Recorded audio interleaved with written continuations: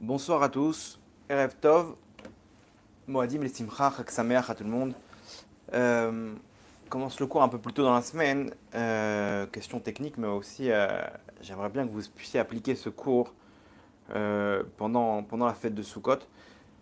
Donc, avant de commencer, j'aimerais juste le dédier pour la réussite dans tous les domaines de Esther Myriam Batsara et pour le Zivug de Immanuel Yitzhak Ben Odile et Tania Rachel Bat Josiane Esther Bezrat Hashem Bekarov. Ok, donc bon, je ne sais pas si on aura beaucoup de gens en direct, mais en tout cas, hein, vous le verrez en différé. Et surtout, diffusez-le si ça vous a plu, diffusez-le parce que je pense que c'est une grande lumière et qu'il y a beaucoup à apprendre. Et surtout, on a quelques jours pour en profiter. On peut le faire toute l'année, mais vous allez voir qu'à Sukkot, il y a une lumière spéciale. Ok, dans la Torah, on nous dit une chose, on nous dit Vesamarta bechagecha ve'aita ach sameach. Tu te réjouiras dans ta fête, donc bechagecha ve'aita, et tu seras que joyeux. La simcha, c'est la joie. Ok. Ça, on va expliquer qu'est-ce qui se cache derrière la joie. Quand une personne elle est joyeuse, elle a de la simcha. Ok, donc retenez, je vais employer souvent le terme simcha, mais vous saurez que c'est la joie, le fait d'être bien équilibré, heureux, et on va expliquer le secret de cette lumière. Donc la Torah, elle nous dit, Ve'aita ar sameach, et tu seras que heureux. Et on nous dit principalement que ce passouk, ce verset, il s'adresse à la fête de Sukkot. Il y a plusieurs, Samarta Bechagecha, il y a plusieurs fêtes dans le Ham Israël. Il y en a plusieurs, Pessah, Sukkot, Shavuot, Rosh Hashanah, Kippour. On te dit cette fête-là de Sukkot, Ve'aita Ar Sameach, tu seras heureux, tu seras que heureux. C'est un travail personnel à fournir de garder la simcha, de garder la joie et le bien-être. C'est hyper dur. C'est quoi cet ordre que nous donne la Torah? Hachem il nous dit, vas-y, sois heureux. Putain, mais j'appuie sur un bouton, quoi. Comment ça marche? T'appuies sur un bouton, tu souris, t'es bien dans ta peau, t'es équilibré. C'est pas possible. Il y a quelque chose. Et vous allez voir que comment dire, ça a l'air d'être facile, mais il y a un travail à faire de notre côté qui va automatiquement nous amener à cette situation de joie intense qui amène derrière, qui peut faire tomber toutes les murailles. Le Baal Shem Tov, il ramène comme ça. La Gemara, elle nous dit dans Brachot, elle nous dit que tous les portails, toutes les portes, elles sont fermées, sauf la porte des pleurs. Alors, imaginez-vous maintenant, vous voulez rentrer, il y a une forteresse immense, une muraille à perte de vue, 10 mètres de haut, et il y a, comme à l'époque du Moyen-Âge, il y a une porte comme ça, elle est fermée. Tu fais le tour, tu vois, il y a une autre porte, la même, elle est fermée. On nous dit depuis que le Beth Amikdash il a été détruit, les portes du ciel elles sont fermées. Sauf une porte, Sha'are Dim'a, la porte des pleurs. C'est-à-dire qu'en haut, les forces du mal elles sont tellement fortes que quand tu pries à Hachem, les prières elles sont filtrées. T'arrives pas à passer, t'arrives pas à t'adresser, c'est-à-dire t'arrives pas à te connecter à Hachem aussi facilement. La galoute elle nous amène un mal-être où on se sent très très loin d'Hachem, comme si il y a une muraille qui nous sépare de lui. Hachem il est de l'autre côté. Comment atteindre cette lumière? On nous dit, la porte, tu sais, toi, tu as la clé, ok, tu peux ouvrir la porte. Comment? Avec des pleurs. Si tu arrives à pleurer et à supplier Hachem, tu arrives à ouvrir la porte et à faire passer ta prière. C'est ce que nous disent nos sages. Le Baal Shem Tov, il nous dit une chose, il nous dit, la porte des pleurs, il y a qu'elle qui n'est pas fermée, ok, mais il nous dit, mais la simcha, elle peut faire tomber les murailles. Ça veut dire que le Baal Shem Tov, il nous dit il y a encore mieux. Si tu arrives à être plein de joie et à te remplir de cette lumière de Simcha, t'as pas besoin des portes, t'as pas besoin de clés. Où que tu sois, il y a la muraille devant toi, la Simcha, elle fait tomber la muraille. Et donc tu peux arriver jusqu'à Hachem. Donc ça vaut le coup de connaître le secret de la Simcha pour pouvoir l'appliquer dans notre vie de tous les jours. Et vous allez voir que c'est aussi la lumière de la Géoula, qu'on va essayer de comprendre comment Hachem il est en train de faire descendre cette lumière au fur et à mesure. Cette lumière qui est en galoute, qui est en exil aujourd'hui, qu'on doit l'amener jusqu'à nous en Géoula et pour la sentir H24 Bezrat Hachem. La Gemara dans Ta'anit, page Dafkav Bet Amoud Aleph, elle nous ramène une histoire. Une histoire connue, je l'avais déjà ramenée, mais vous allez voir qu'on va essayer de comprendre en profondeur le sens de cette histoire. L'histoire, elle est comme ça. Il y avait un rave qui s'appelait Rabbi Beroka. Ok, Rabbi Beroka, il marchait dans le marché. Il y avait une place du village comme ça, il y avait un marché. Il marchait avec Eliyahu Hanavi. Donc c'était très connu à l'époque que les tzadikim, ils étudiaient la Torah avec Eliyahu Hanavi. Eliyahu Hanavi, c'est un ange c'est un des derniers prophètes qui est monté vivant au Gan Eden et qui redescend de temps en temps pour dévoiler des secrets aux grands tzadikim. Donc Rabbi Beroka, apparemment, il faisait partie de ces grands tzadikim et il étudiait les secrets de la Torah avec Eliyahu Hanavi. Et en plein milieu de leur étude, donc je ne sais pas s'il avait vraiment une apparence que tout le monde pouvait voir, mais il avait une apparence d'une personne lambda, Eliyahu Hanavi, ou si il n'y avait que lui qui pouvait le voir. Mais en tout cas, ils se baladaient dans la rue avec lui, ils étudiaient. Et arrivé un moment, il a arrêté Eliyahu Hanavi, il lui dit, dis-moi, je peux te poser une question, aucun rapport avec l'étude là, mais dans tous ces gens-là, est-ce qu'il y en a qui ont déjà leur place au monde futur, qui sont ce qu'on appelle Bnei Olam Haba? Et Eliyahu Hanavi jette un coup d'œil comme ça, il scanne toute la place du village. Il y avait des centaines de gens, de personnes. Il regarde, il dit non, aucun. Pour l'instant, aucun. Ok. Et il continue à marcher. Et en plein milieu, Eliyahu Hanavi il arrête, il lui dit, tu vois ces deux-là? Il y a deux personnes là qui marchaient bien comme ça, les deux ils sont en train de parler, plein d'entrain et tout, pimpant. Et il leur dit, tu vois ces deux-là? Eux, ils sont déjà Bnei Olam Haba. Ils ont déjà leur place au monde futur. C'est-à-dire ils sont déjà connectés avec le monde futur. Ok, tout de suite, Rabbi Beroka, il fonce, il les attrape, il a dit, mais Tzadikim, je vous en supplie, dites-moi c'est quoi votre secret. Ils se regardent les deux, il dit, mais on n'a pas de secret, c'est-à-dire, il dit, Kvodarav, de quoi vous parlez? Il dit, écoutez, ça va vous sembler bizarre, mais je sais que votre Neshama, elle est très grande et que vous avez un très grand salaire dans le monde futur, mais dites-moi, est-ce que vous pensez qu'il y a quelque chose, il y a une raison, il y a une mitzvah, il y a quelque chose qui vous permet d'arriver à ça, qui vous a permis d'arriver à ce niveau? Bon, ils sont regardés les deux et ils ont compris que le Rav, il savait des trucs secrets, quoi. Quand il dit, bon, Rav, la vérité, on est un petit peu timide de vous dire ça, mais on est des clowns. Le Rav, il comprend pas, il dit, comment ça des clowns? Il dit, voilà, nous, on a une mission que quand on voit un juif qui souffre, qui est pas bien, on se donne le pari de le sortir de la tristesse, de lui donner cette lumière de joie, de prendre n'importe quel juif dans nos bras, de l'attraper, de l'élever, de le coacher, de le prendre, de lui dire t'es une bombe atomique, mon tzaddik, allez viens, et on danse avec lui, on chante avec lui, on donne ce qu'on a envie de nos poches, on l'achète un cadeau, on vient avec des fleurs, avec des bonbons, et comme ça on va dans les hôpitaux, dans les chambres, on essaye de réanimer les neshamot des juifs. Wow. Ok. Et il dit voilà, c'est ce qu'on fait, c'est notre job quoi. On est là, on se balade, dès qu'on voit quelqu'un, on l'attrape. À deux, on arrive à le truc. Et généralement, cette personne-là, elle s'attache. On essaye de lui donner tout ce qu'on a dans notre cœur.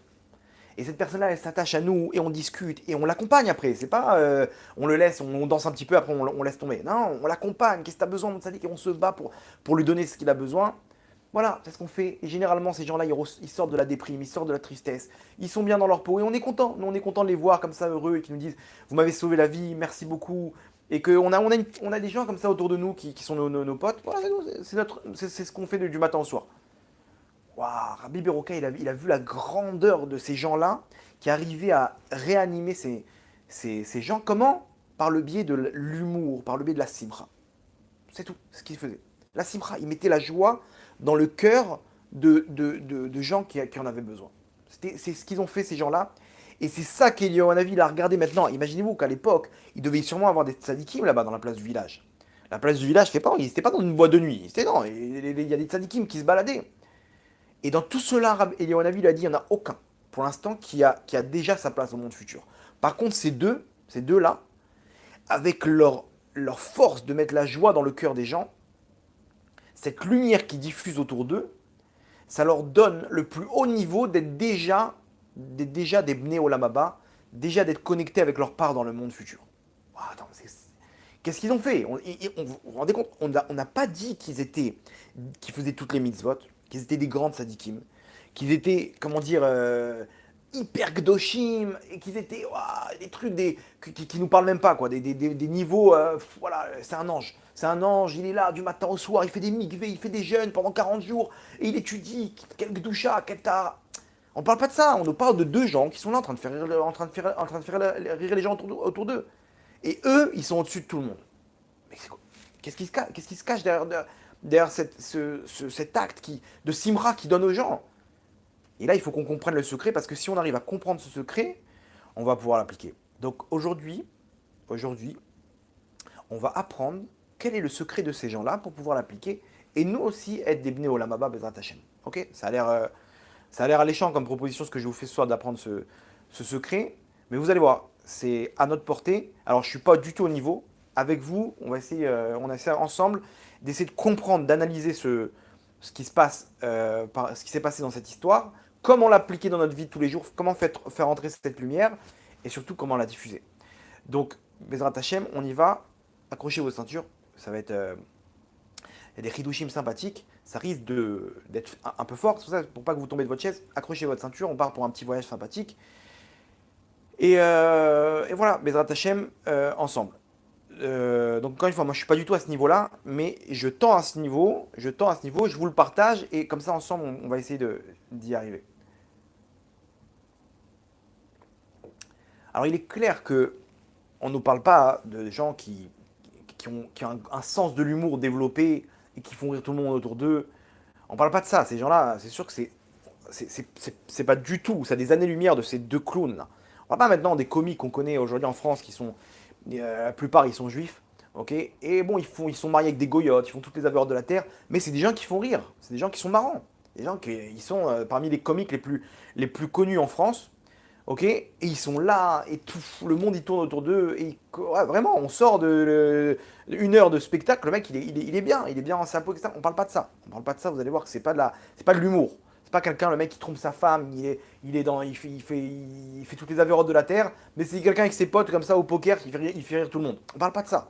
C'est clair que l'humour aussi, il amène à ça, il amène à la simcha, mais on parle de l'humour des forces du bien, de la kedusha, qu'on va expliquer ce soir. Ok? Donc comment ça marche? Si vous voulez bien, on va commencer avec une petite histoire. Il y avait l'histoire d'un tzaddik. Un tzaddik qui marchait dans la rue. À l'époque, je crois que c'était dans un des pays d'Europe. Il marchait, c'était un des conseillers du roi. Et il était bien, il était heureux, il était bien dans sa peau. Il marchait comme ça, il chantait des chansons à Hachem. Et d'un coup, il y a le roi qui passe. Donc le roi, il le connaît, c'est un de ses conseillers. Et il passe comme ça avec son carrosse. Et il lui dit: Chacham, viens, comment ça va? Il parle un peu avec lui, il dit: où tu vas comme ça? Je te vois tout content et tout. Qu'est-ce qu'il y a? Il y a une bonne nouvelle, tu vas où? Il est intéressé de savoir comment un sage juif, ok, qu'est-ce qui lui donne de la joie? C'est quoi le. Il veut quoi? Nous, le commun des mortels, quand on a de la joie, ce mec il va au cinéma, il va prendre une bière avec des copains, il est bien sur la route, il est content, il va à un match de foot, il est super content. Il dit: eux, ils sont détachés de ce monde-là, qu'est-ce qui lui donne la joie? Il dit: je peux savoir où tu vas? Et le sage, le rave, il le regarde et lui dit: si moi aussi je savais où j'allais, je t'aurais dit, mais je sais même pas où je vais. Le roi, il a pas kiffé du tout la réponse. Il dit: j'ai pas compris là, tu te fiches de moi. Je t'ai dit où tu vas, tu me réponds. Il faut dire quoi? T'es quand même quelqu'un de sensé, tu peux pas me dire tu te balades comme ça. Il dit: non, vraiment, Gvoda Meller, je ne sais pas, votre Altesse, je ne sais pas où je vais. Je ne sais pas, je me laisse guider.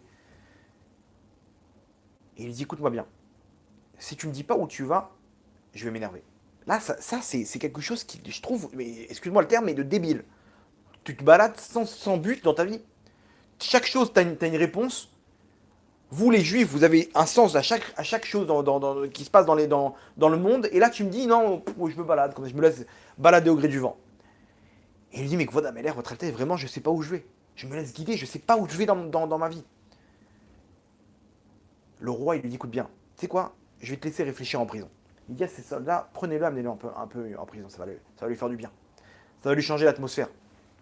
Et le rave, il s'est retrouvé en prison, de beau matin. Il comprend pas, il se retrouve en prison. Voilà. Bon, ok, non, je suis en prison.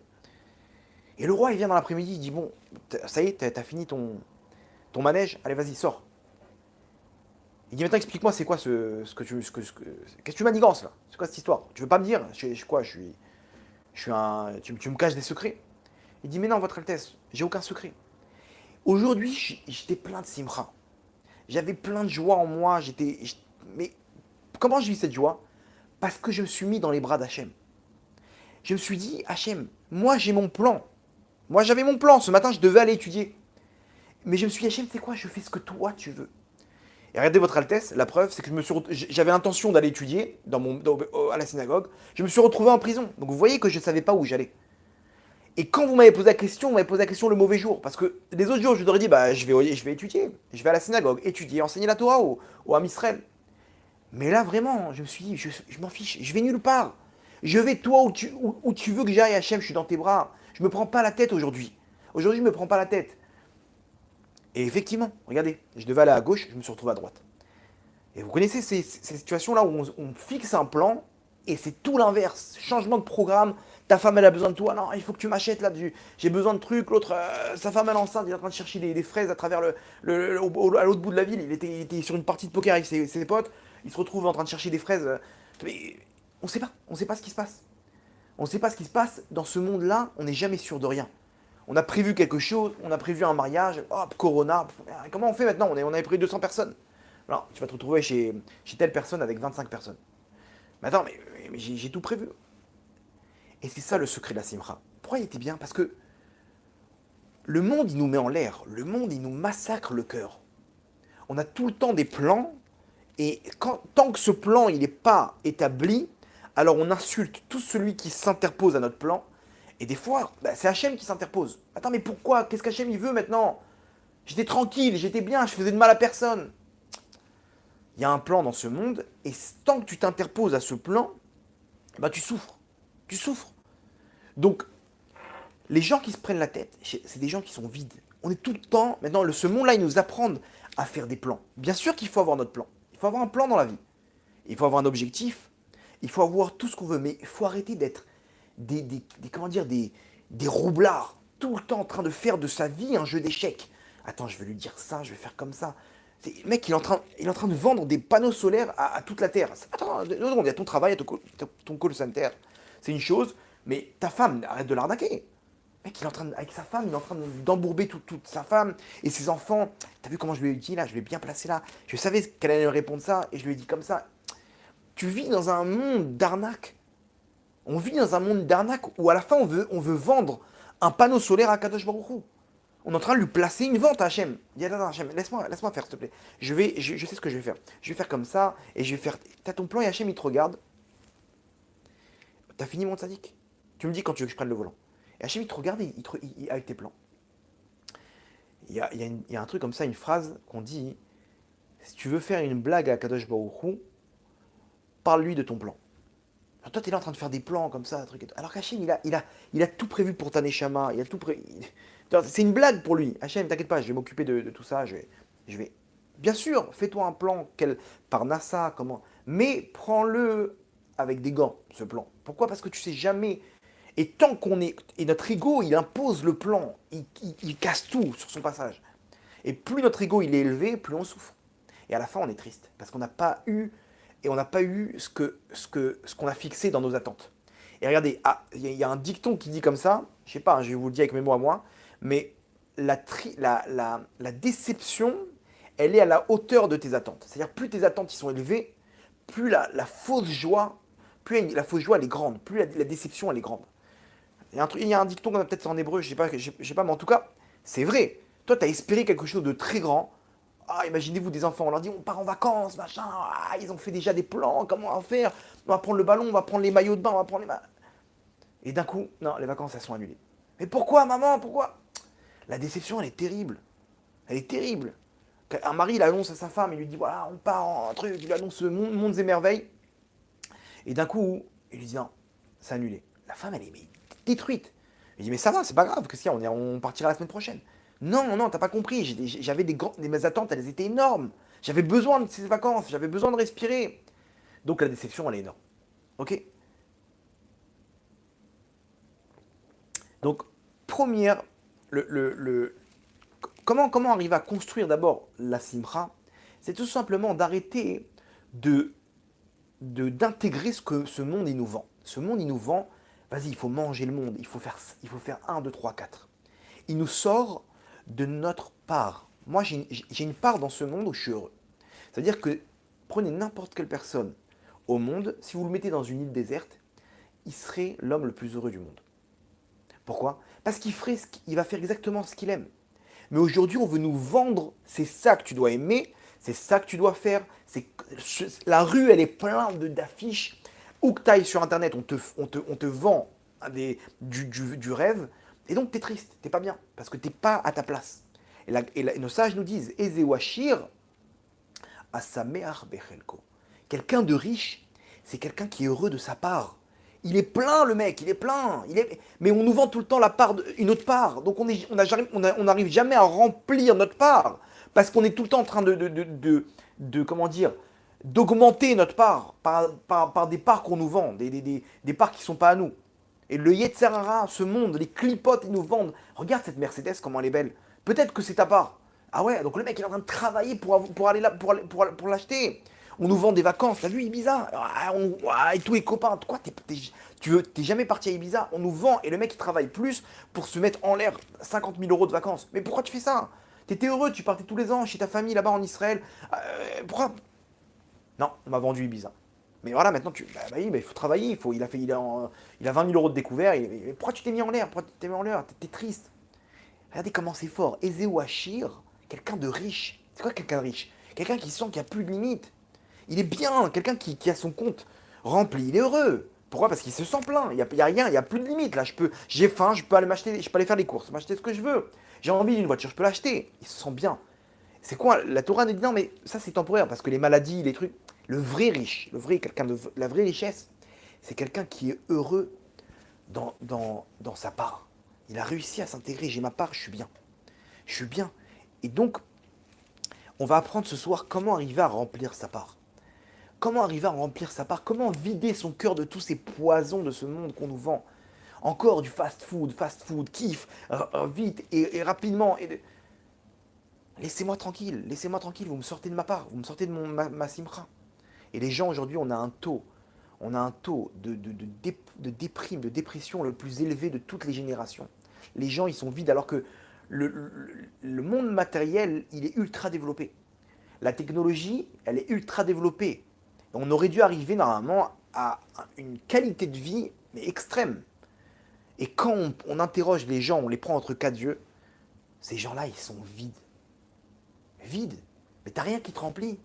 Il n'y a plus rien, il y a plus rien qui me donne de l'adrénaline dans ce monde.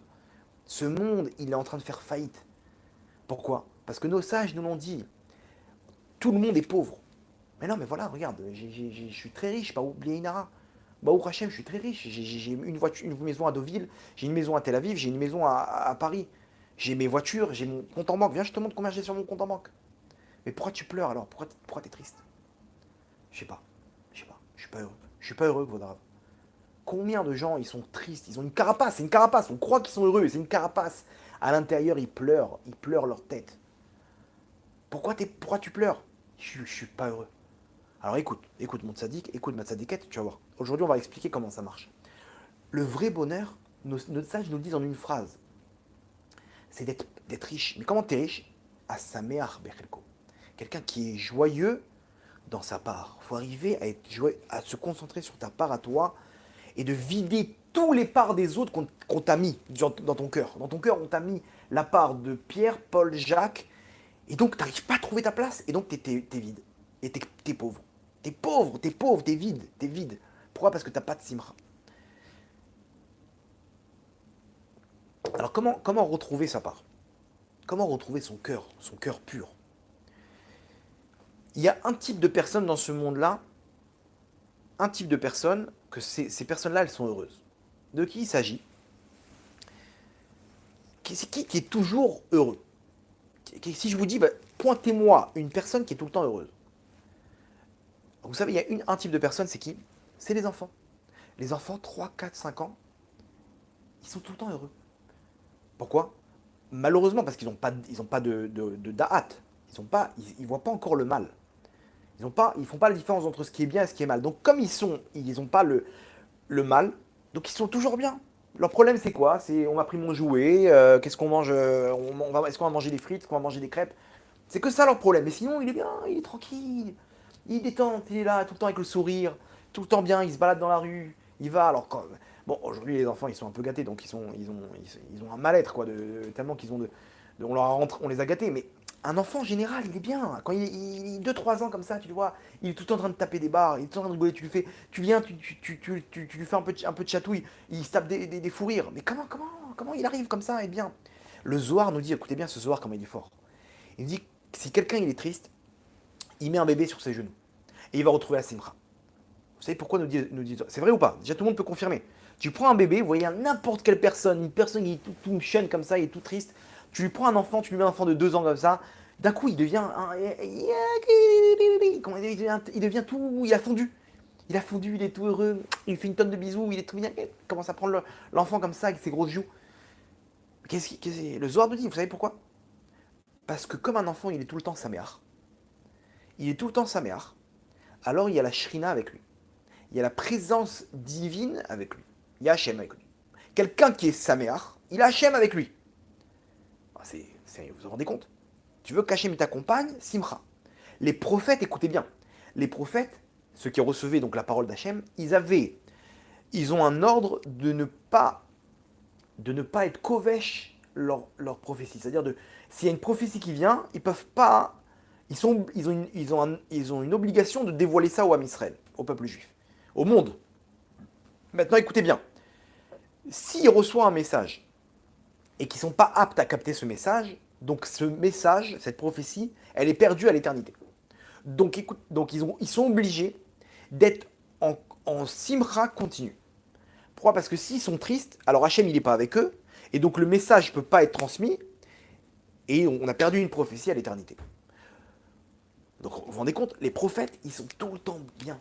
On les appelle là-bas dans le Tanakh, on les appelle les fous. Parce qu'ils sont tout le temps en train de chanter, en train de trucs. Parce que c'est pas qu'ils sont fous, c'est qu'ils font tout le temps un travail pour ne pas rentrer en tristesse. C'est un travail monstrueux qu'ils font dans leur tête pour ne pas se laisser attraper par leurs mauvaises pensées, qui veulent les descendre, par ces forces du mal, qui veulent les descendre dans la tristesse. Ce qui nous arrive, nous, H24. H24, on n'arrive pas à garder la simra. Eux, ils sont tout le temps là. Il y avait une histoire avec Elisha Navi. Là-bas, il a pris une mauvaise nouvelle du roi. Il s'est énervé. Il s'est énervé vite. Il a appelé là-bas un musicien. Il lui dit, vas-y, joue-moi la musique. Et il a commencé à chanter un air qui lui donne la simra. Il a commencé à se lancer. Et là-bas, il s'est retrouvé avec le guitariste là-bas du palais du roi, en train de chanter en plein milieu. Et les gens, ils sont réunis autour d'eux. Ils ont commencé à chanter Veta, Erli, Benu. Alors, pourquoi? Pour se remettre à Simra. Elisha Hanavi, juste après, il vient de s'énerver. Pourquoi? Il devait remettre à Simra. Il avait perdu la présence divine. Donc le Zohar nous dit, un bébé, on le met sur nous et on retrouve la Simra. Pourquoi? Parce qu'il a Hachem avec lui. Les gens qui ont la Simra, ils ont Hachem avec eux. On appelle ça Shrinta de Nemanuta. Le délice de la Shrina. La Shrina, elle accompagne ces gens-là sur eux, sur leur visage. Rien que vous les regardez, vous avez la joie. Pourquoi? Parce que c'est la Shrina qui est sur eux. Ils ont une lumière sur eux. Dès qu'ils parlent, tout le monde boit leurs paroles. Dès qu'ils rentrent dans une pièce, tout le monde les regarde. Il y a une grâce sur leur visage. C'est quoi? C'est la Shrina. Les enfants, ils ont la Shrina avec eux. Bon, à part quand ils font leurs besoins, mais sinon, ils ont la Shrina sur eux. Pourquoi nous dit le Zohar? Parce qu'ils sont tout le temps joyeux. Malgré eux, on va dire que c'est de nature. D'où leur vient leur simra naturel. Vous savez pourquoi? Parce qu'ils ont le cœur pur. La simra, elle dépend de la pureté de ton cœur. Pourquoi les tzadikim, ils ont la shrina sur eux? Parce ils ont purifié leur cœur. Donc comme ils ont purifié leur cœur, alors ils ont cette lumière d'Hachem, Veshachanti betocham, qu'Hachem il désire résider en nous. Mais comment il peut résider en nous si on a purifié notre cœur? Donc, quand un tzadik il a purifié son cœur, donc il a Hachem avec lui. Un enfant, il a le cœur pur parce qu'il n'a jamais fauté. Il n'a jamais fauté, il vient d'arriver dans ce monde. Donc il a le cœur pur et donc il a Hachem avec lui. Vous allez me dire, attends, t'es gentil, mais comment on fait pour purifier notre cœur là? Vous allez voir, c'est hyper simple. Hyper simple, c'est ce qu'ils ont fait, vous vous rappelez la problématique du début du cours? Ces deux tzadikim, c'est ce qu'ils faisaient. Ils essayaient de donner aux gens la pureté dans leur cœur, de retrouver la pureté qu'ils avaient dans le cœur. Donc, les enfants, ils ont la simra parce qu'ils ont le cœur pur. Et regardez comment c'est fort. La Torah, elle nous dit, la Gemara, elle nous dit, Evel PM shel tinokot shel bet Rabban, le son, le souffle de la bouche des enfants qui étudient la Torah. Pas le son, le souffle. C'est-à-dire, quand on parle, il y a aussi un souffle. Quelqu'un, il parle, il met une bougie devant lui. Il va voir, on ne nous parle même pas de la parole, on nous parle juste le souffle, ce souffle-là des enfants qui étudient la Torah. Il protège le monde des catastrophes et des malheurs. Vous vous rendez compte? Alors imaginez-vous le son même des paroles de Torah des enfants, comment ça protège le monde. Les gardiens d'une ville sont les enfants qui étudient la Torah. Des enfants qui étudient la Torah dans un Talmud Torah, vous ne vous rendez pas compte quelle lumière ils amènent dans le monde. C'est quelque chose d'énorme. Pourquoi, nous dit la Gemara? Parce que le cœur, il est pur. Leur neshama, il est pur, leur cœur, il est pur, donc le souffle, leur souffle, il est ultra puissant.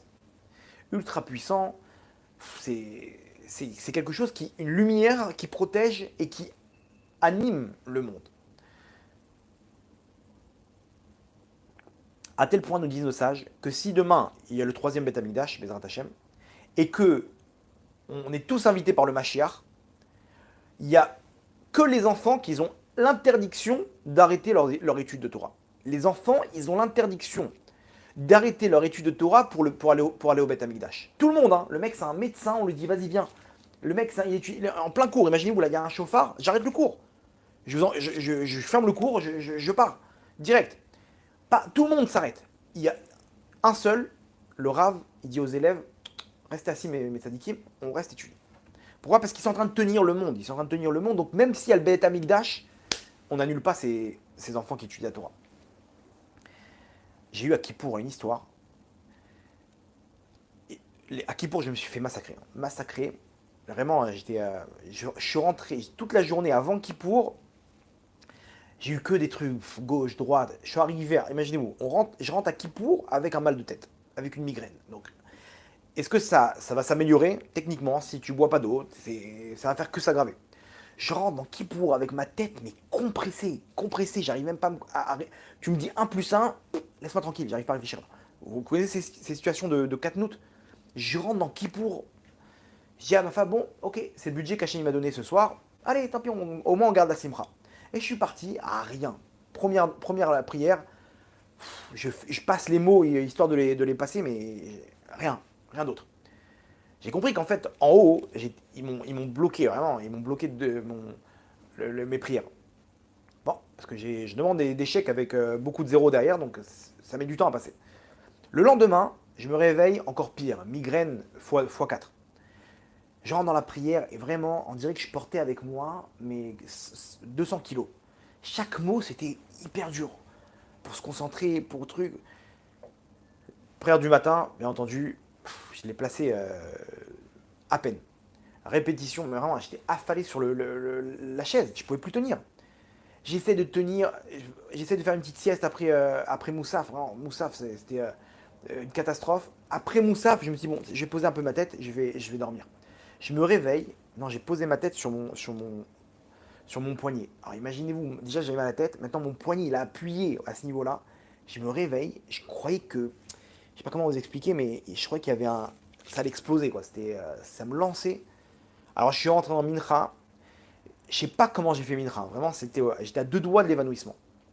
J'ai fini la Amida, mais on dirait que, je sais pas, on dirait que je suis parti. On dirait qu'il y avait une sirène d'alarme. Je suis parti en courant. Ouais. Je suis parti poser ma tête. J'en pouvais plus.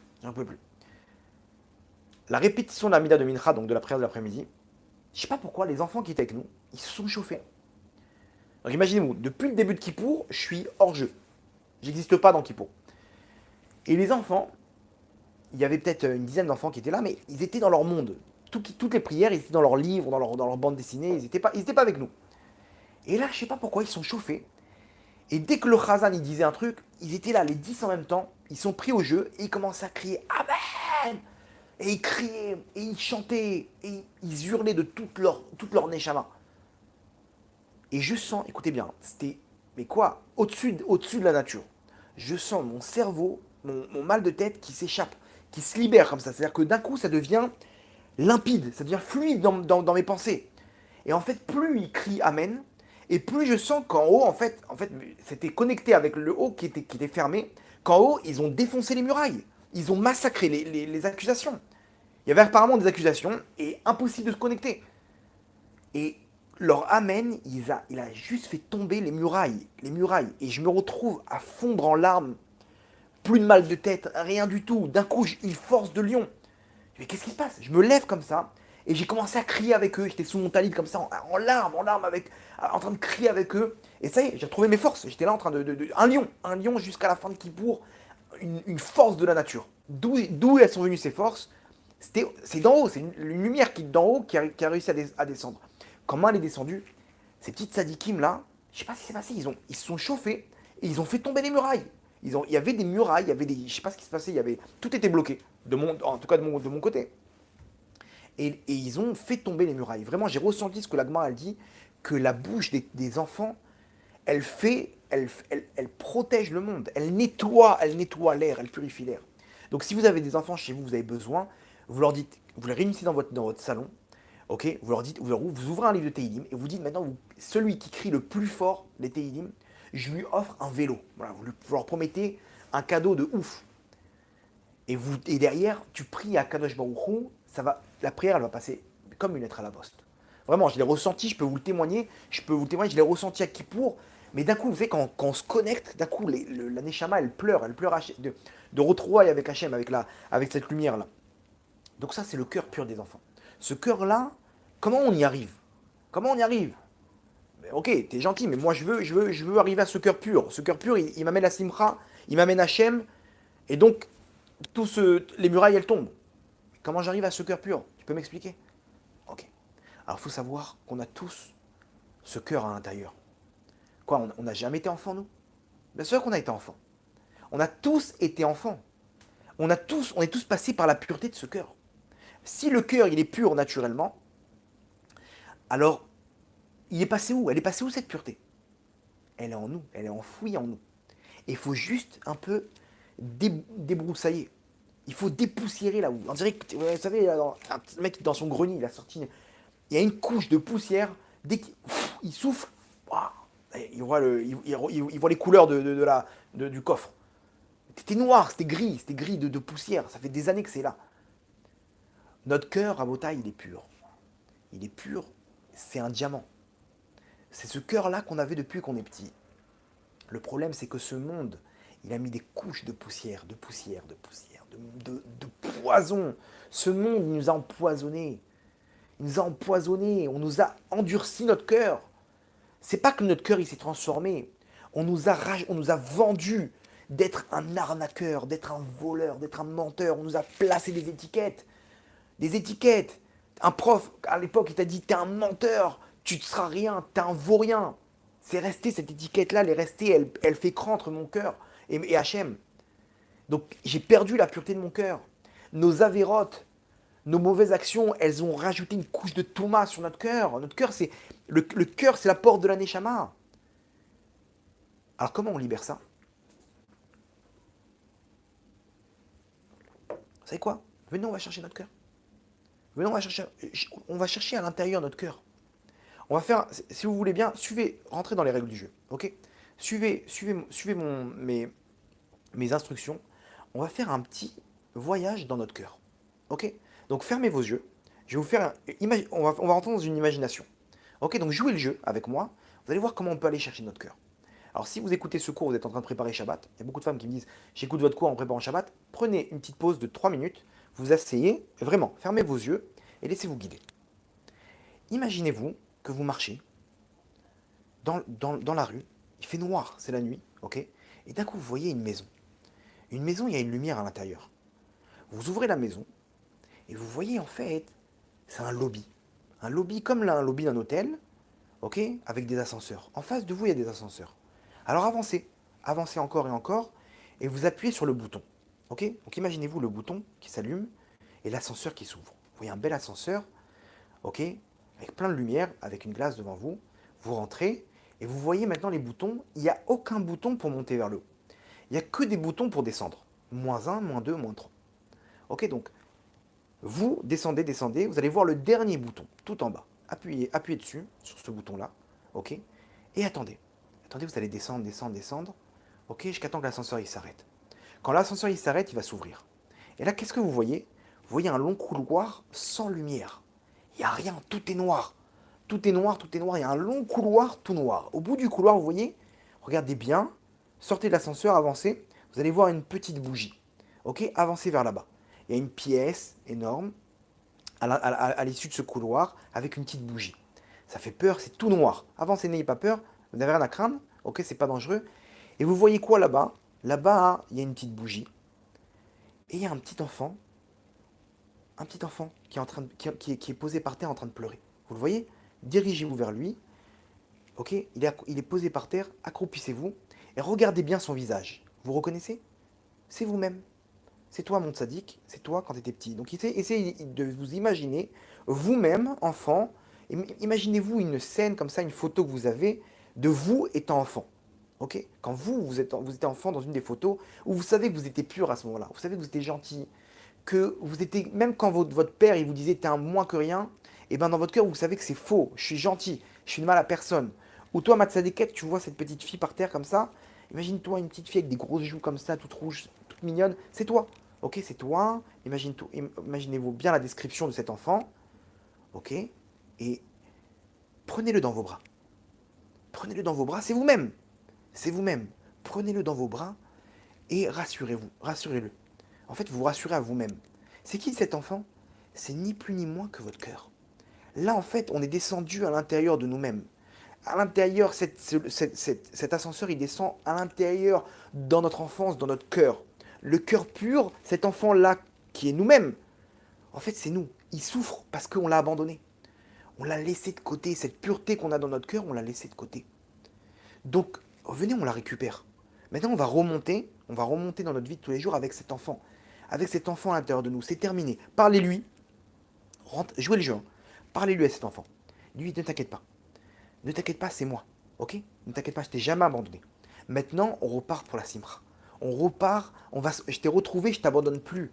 C'est terminé. Tout ce qu'on t'a dit dans ton enfance, c'est faux. Toi, tu es pur. Tout ce que tes amis ils t'ont dit, tous les coups qu'on t'a fait, tes parents qui ont divorcé, ta mère, ce qu'elle t'a dit, tes parents, c'est pas de leur faute. Même eux, ils ont eu ce mal-être, même eux, ils avaient ce poison dans leur cœur.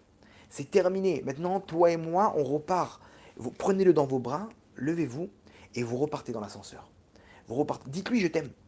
Dites-vous à vous-même je t'aime. N'aie pas peur. T'es quelqu'un de pur. T'as aucun problème. Tout va bien. C'est pas toi. C'est ce monde qui t'a séparé de moi. Tout va bien maintenant, je te reprends avec moi.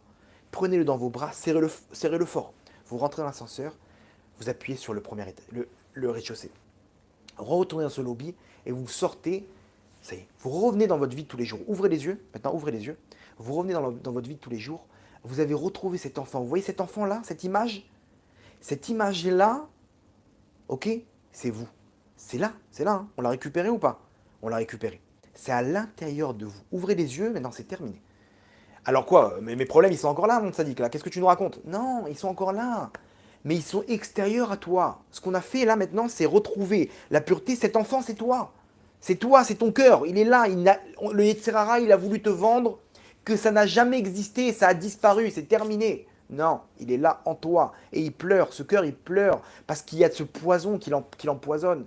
Donc ces problèmes, ils sont toujours là. Ce que ta mère, elle t'a dit, les étiquettes qu'on t'a collées de tes professeurs, de ton père, le divorce de tes parents, tout ça, ça existe. Mais c'est une carapace, c'est extérieur à toi. C'est là que c'est extérieur à toi. Aujourd'hui, on s'est reconnecté avec l'enfant qui est en nous. Ce cœur pur qui est en nous, il faut se reconnecter. Il faut aider les gens à se reconnecter. C'est ça, moi, mon rêve, c'est d'apprendre l'hypnose et d'arriver à rentrer dans une personne, à se reconnecter avec sa neshama. Quand on se reconnecte avec son cœur, on se reconnecte avec sa neshama. Et quand on se reconnecte avec sa neshama, c'est terminé. Imaginez-vous tout le poison de son enfance, de son cœur, de ce qu'on a voulu nous déconnecter de notre tikkun, de notre neshama, il disparaît. Et là, on retrouve la pureté qu'il y a dans notre cœur. Et quand on retrouve la pureté qu'il y a dans notre cœur, il y a la simra.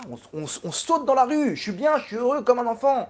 Je suis bien, il n'y a plus rien, il n'y a plus de problème. Ils sont là encore ces problèmes. Bien sûr qu'ils sont là encore ces problèmes. Mais c'est terminé. Donc brisez la clipa. Quand tu vois tes parents comme un enfant, tu viens, tu leur dis je t'aime. Faites une thérapie de je t'aime. Tu viens, tu n'arrives pas à dire je t'aime à ta femme, tu t'attrapes, tu casses cette clipa. Non, tu es un enfant maintenant, tu as retrouvé ton cœur. Ton cœur, il a envie d'aimer tout le monde. Ok, de façon positive. Mais aime les gens. Dis à ta femme, écoute chérie, viens, assis-toi, je veux juste te dire que je t'aime. Dis je t'aime à tes parents. Prends tes parents et tu dis je voulais juste vous dire que je vous aime. Non, je peux pas leur dire ça, ils m'ont fait tellement de mal, ils m'ont truc. Arrête avec ça, c'est la carapace. Sépare-toi de cette carapace. Dis je t'aime à ta femme. Dis je t'aime à ton mari. Attrape tes enfants et réunissez-les, réunis-les, tu leur dis je vous aime. Et vis cet amour avec eux, avec tes parents, avec tout le monde. Sois quelqu'un qui diffuse cette lumière. Sois quelqu'un avec le cœur pur. Aujourd'hui, les parents, ils sont en train de massacrer leurs enfants. Du matin au soir, ils critiquent leurs enfants. Une mère, elle insulte ses enfants. J'en ai marre de ces enfants, ils me pourrissent ma vie, je vais les tuer, j'en ai marre. Ça y est, stop, stop. Sois bon, sois pur. Mais pourquoi t'es comme ça? C'est normal, t'as un mal-être. Ce mal-être-là, on te l'a collé. Et c'est pas la faute de tes parents. Eux aussi, on leur a collé un mal-être. C'est comme ça, c'est une clipa. C'est une clipa qu'il faut qu'on va se détacher aujourd'hui. Et ça, c'est pour ça qu'on rentre dans la souka juste après Kippour. Vous savez pourquoi? Parce qu'après Kippour, on a le cœur pur, parce qu'on a nettoyé toutes nos avérotes. Vous comprenez pourquoi la Torah nous dit Vesamarta bechagecha? Attends, de quelle fête tu parles, Hachem? De Sukkot. Pourquoi? Parce que là-bas, il n'y a que là-bas que Vaïta Arsamear que tu peux être heureux. Il n'y a que après Sukkot que tu peux être heureux, parce que toute l'année, tu vas prendre avec toi toute cette carapace. Mais après Kippour, il n'y a plus de carapace. Après Kippour, celui qui dit non, mais qu'est-ce que je te dis, j'ai fait des fautes. T'es un menteur. Pourquoi? T'as pas de faute. Ta neshama, elle est pure, ton cœur, il est pur. T'es après Kippour. Après Kippour, on repart à zéro. Vous vous rendez compte de ce que. C'est-à-dire, on n'y croit pas. C'est quelqu'un qui est triste après Kippour. C'est quelqu'un qui n'a pas la émouna de ce que Hachem il te dit. Hachem il te dit, à Kippour, ta neshama, elle repart à zéro. Donc tu redeviens cet enfant. Ta neshama, c'est un neshama de cet enfant. Non, le Yetzirah, il nous recolle cette carapace, il nous remet ses étiquettes, ok? Inverser les mots, hein, juste. On recolle l'étiquette. Et toute l'année, il nous dit, voilà, tu vois, t'es ce pauvre type là. Et nous, on le croit. On a plus de Emouna envers notre Yetzirah qu'envers la Torah. Et Hachem, il te dit, mon tzaddik, c'est terminé. Donc c'est pour ça qu'Hachem te dit, vite, rentrez dans la souka. Et là-bas, Ve'aïta Ar Sameach. Mais comment tu veux que je fasse, Hachem? Comment tu vas faire? Bah, tu redeviens cet enfant. Purifie ton cœur. Comment? Envoie balader toute cette carapace. C'est des clipotes. Ce mal-être que tu as, c'est terminé. Envoie balader tout ça. Dis à Hachem, c'est terminé. Allez, prends ta femme et tes enfants et diffuse. Vous comprenez ce qu'ils faisaient maintenant, ces deux-là, ces deux clowns? Pourquoi ils sont Chaye Olamaba? Pourquoi ils sont Bene Olamaba? Parce qu'ils prenaient les gens, ils leur diffusaient cette pureté d'esprit. Ils le prenaient, ils disaient, allez, t'es une bombe, mon sadique, arrête de croire, de tomber dans la dépression, là. Qu'est-ce que t'as? Ça y est, c'est bon, vas-y, viens, lève-toi. Allez, danse, allez, je t'aime, viens. Ils marchaient dans la rue et les gens, ils leur transformaient leur visage. Pourquoi? Parce qu'ils ont cette lumière. Cette lumière, c'est la lumière de la Géoula. La lumière de la Géoula, c'est Or Abina. Alors, selon la Kabbalah, quand on rentre dans la Souka, on rentre sous la lumière de la Bina. C'est exactement Or Abina. La base, c'est exactement la même lumière. C'est-à-dire, dans la Souka, il y a la lumière de la Géoula. Donc, c'est pour ça, Hachem, il te dit, Vaïtar, sa mère, mais comment tu veux que je fasse, Hachem? Mais suis les instructions, mon tzaddik. Suis les instructions. Tu rentres dans la Souka, tu vas ressentir ton cœur se purifier. Comment? Mais là-bas, il y a la lumière de la Géoula, il y a Or Abina. Or Abina, il faut juste que tu te connectes. Rentre dans la Souka, prends ces arbat minimes, là, ces 4 espèces qui représentent tout le Ham Israël. Il y a le hétrog qui a un goût et une odeur, c'est les tzadikim. Le loulav, il a un goût, ok, c'est le palmier, donc les cœurs de palmier, c'est un goût, mais il n'a pas d'odeur. C'est les gens qui prient, qui font des mitzvot. Après, on a le hadas. Le hadas, il a une odeur, mais il n'a pas de goût. Et les arava, il a ni goût ni odeur. Ça représente toutes les catégories du Ham Israël. On les prend le jour de Sukkot ensemble, tout le Ham Israël. J'aime tout le monde là. Les tzadikim avec le hétrog avec le harav, les haravas. Vous comprenez? C'est comme ça que ça marche. Il faut que tu sois hors à la Géoula, c'est comme ça. C'est la hardoute, cet amour que tu as. Mais comment tu peux? Mais quand tu es un enfant, les enfants, ils s'aiment. Il n'y a, y a que de l'amour qui est diffusé. Ils ont Hachem avec eux, vous comprenez? Mais moi, j'ai pas. Moi, je peux pas le supporter, lui. Pourquoi? Parce que tu as cette carapace. Tu as grandi avec ta Keila, lui, il a grandi avec cette Dafina, et vous êtes en train de vous battre. Non, c'est la Keila qui est mieux que la Daf. Mais de quoi tu parles? De quoi tu parles? On est en train de vous battre pour des morceaux de viande, pour des morceaux de pommes de terre. Vous vous rendez compte où on est? Ouais, les Ashkénazes, les Sfarades, les machins. Et on est tous dans nos clipotes, dans notre mal-être de la galoute, que chacun y tire sa couverture. C'est hors à Géoula, vous comprenez? Mon rêve, c'est de pouvoir connecter les gens avec cette lumière-là, de ce cœur pur qu'ils ont, qu'on a tous en nous, on n'a pas perdu. Tu t'es connecté à ta tzaddik, t'es un tzaddik. T'es un tzaddik, t'es pur, ta neshama, elle est pure, elle a jamais fauté. Quand t'as fauté, elle est sortie, elle est sortie. T'as fait tchouva, allez, on repart à zéro. Imaginez-vous une hypnose où on reconnecte une personne avec sa neshama. Il faudrait qu'on dise à David Lefrançois de nous faire une petite formation hypnose pour arriver à connecter les gens avec leur neshama. Mais c'est comme ça, si on arrivait à donner cette force de connecter les gens avec leur cœur, on pourrait arriver à cette lumière de la Géoula. Alors à part ça, comment on peut faire? Non, vous comprenez juste le lien. Pourquoi on nous dit à Soukot qu'on peut être sa mère? Et que à Soukot, à Pessah, on peut pas y arriver. On peut y arriver parce qu'il y a une lumière là-bas, qui est la lumière de la Géoula aussi. Mais par rapport à la sortie d'Égypte, à Soukot, c'est hors Bina. La lumière de la Bina, c'est la Gadlout. Quand elle vient, il y a la Géoula. C'est dans la Souka, il y a cette lumière-là. Quand tu prends tes Arbat Aminim aussi, tu fais descendre des catégories de cette lumière. Il y a plusieurs niveaux dans la lumière de la Bina. Okay, quand tu tournes autour du Sefer Torah, c'est des trucs de fou. C'est à Soukot. Donc, suis ce qu'on te dit, Ve'aïta Arsamer. Et tu seras heureux. Et tu vas l'emporter avec toi, cette simra, toute l'année.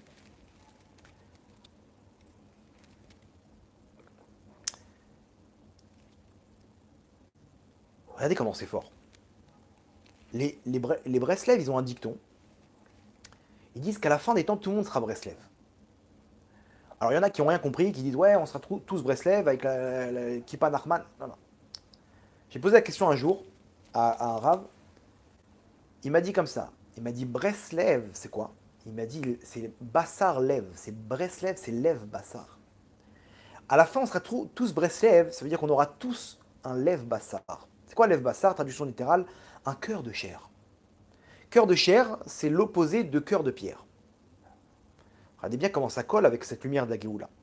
Qui est celui qui a descendu cette lumière? Ok.